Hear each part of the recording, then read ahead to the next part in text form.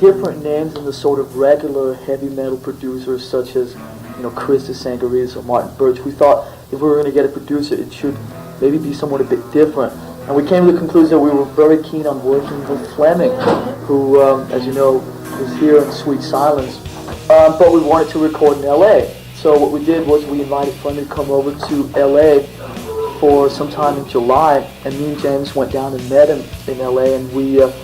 sort of took a tour of the most happening studios in LA that the record company had set up. They set up, a tour of about, 20 of the sort of so-called name big, happening studios, which, we took a week, and basically what happened was that there was one studio that we were interested in recording in, which we thought had, the good atmosphere we were looking for in the sort of rooms and facilities, but that was booked up until the middle of 1986, so scratch that. The other studios in LA, most of them have a very, very business-oriented feel to them, a very sort of hit factory.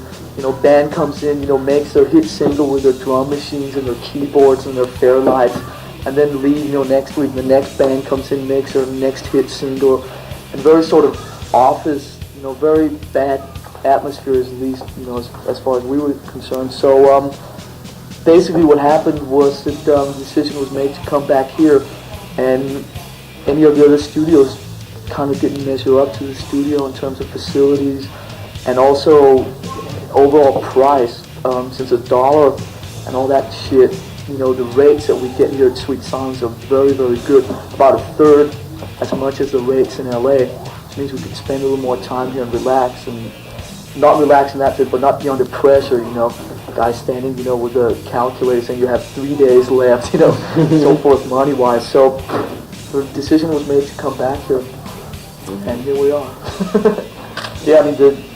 how much that we learned in the year. Yeah, taking it back. When we came into the studio to record Ride the Lightning, and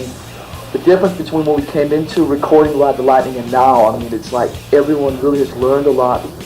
and with Flemming sort of helping get our ideas across down onto tape and so forth, and getting the sounds that that we're trying to get